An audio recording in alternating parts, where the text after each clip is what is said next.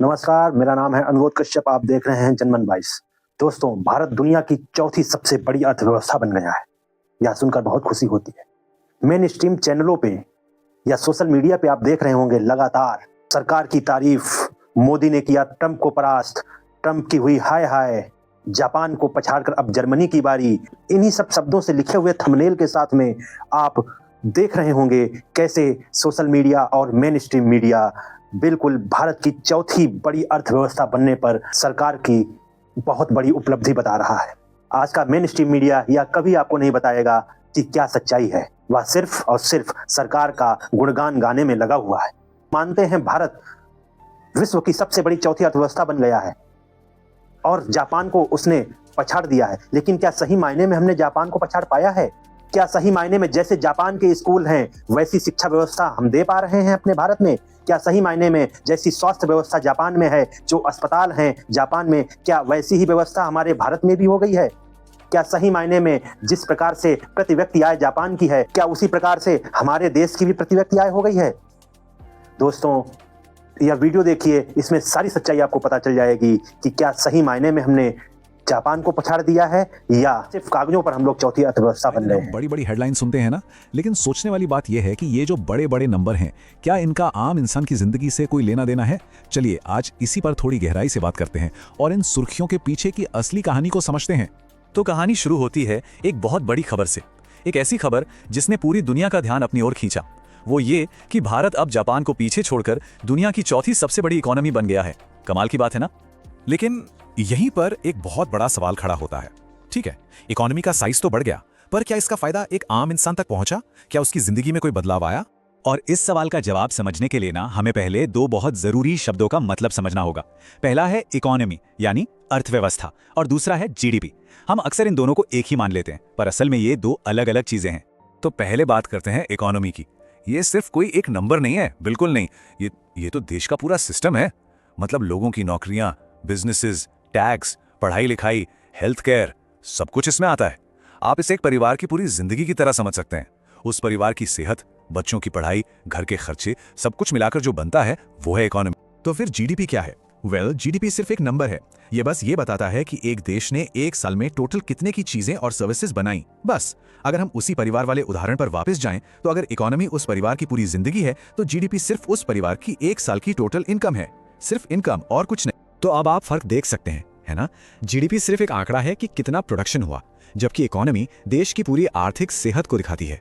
और सबसे जरूरी बात जो हमें समझनी है वो ये है कि बड़ा जीडीपी होने का मतलब ये बिल्कुल नहीं है कि लोगों की जिंदगी भी बेहतर हो गई है।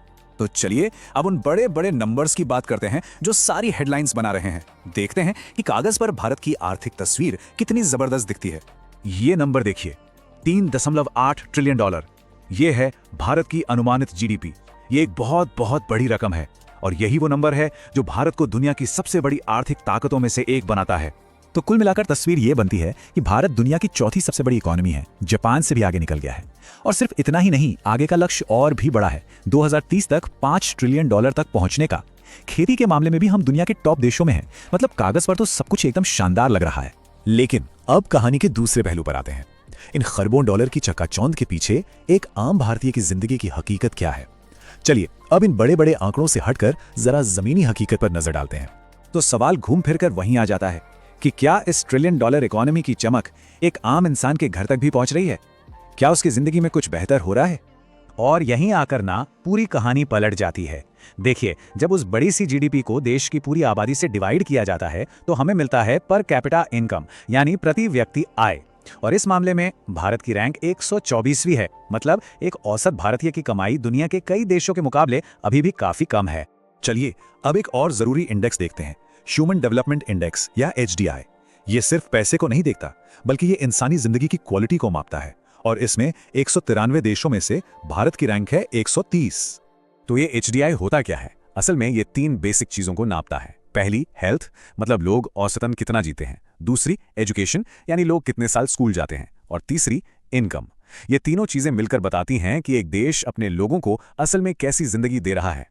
और बात सिर्फ यहीं खत्म नहीं होती। अगर हम दूसरी रैंकिंग्स पर नजर डालें, जैसे करप्शन परसेप्शन इंडेक्स या प्रेस फ्रीडम इंडेक्स, तो वहां भी हमारी रैंकिंग बहुत अच्छी नहीं है।